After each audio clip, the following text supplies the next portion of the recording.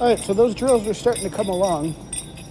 The thing I was looking for in that drill was trying to get him to hold the down a little bit longer and snap to it a little bit faster. And we're getting there. We are on the right track with that. What I wanted to talk about really fast was the point of the bells that you were talking about yesterday.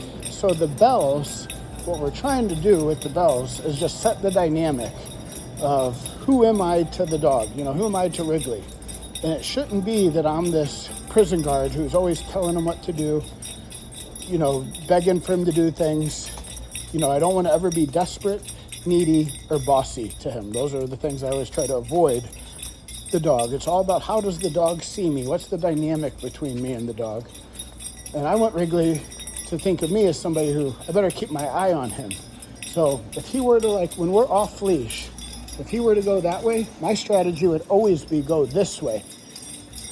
And it's like you run away from me. No, I run away from you. Who's running away from who? And I want him to think, hey, there he goes. That guy's a flight risk. He's trying to get away from me again. So the dynamic should be him looking at me as I better keep my eye on this guy. Because I'm always trying to write a narrative in the dog's mind. And the narrative I'm trying to write is, I'm a gold mine. I got everything you ever wanted, and you better keep your eye on me. Because I may take off on you. You may never see me again. And him saying, better keep my eye on that guy and get him chasing after me. Never me trying to be desperate for him to get back to me. And the bells help with that strategy. Because if he's running towards me and I didn't know if he was running towards me, so I turn to check and he stops, then the jig's kind of up where he's like, hey, wait a second, you're not really keeping an eye on me. You're not trying to get away from me. You were looking the whole time.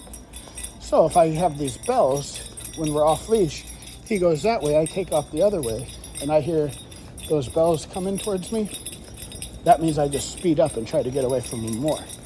But if I hear the bells going away from me, that would mean pull out the e-collar and stop them and bring them back my way. So that's how we would use the e-collar. But if I'm ever pressing the shock on the e-collar, I don't want it associated with me. I wanted it associated with something else. I should be the solution to the shock.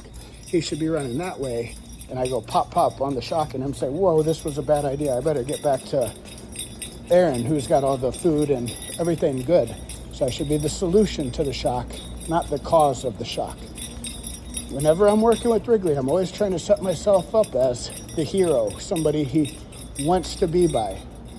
Most of what I'm going to be trying to teach you when he gets home is how do we set this dynamic up with him of being somebody he wants to be by? Who are we in his eyes? And how do we kind of shape the behavior through that relationship? It's not, drill sergeant, Marine relationship. It's not, prison guard, prisoner. It should be, we're somebody he wants to listen to. And I got a few tricks up my sleeve on how to get him to do the things I want him to do. So we're trying to just really be able to have a really solid off-leash recall, a really nice walk on the leash, get some default behaviors and use all those to our advantage. But he's right on track. He's looking good. We're working on just building this rhythm, me and him walking together right now. And it's getting there.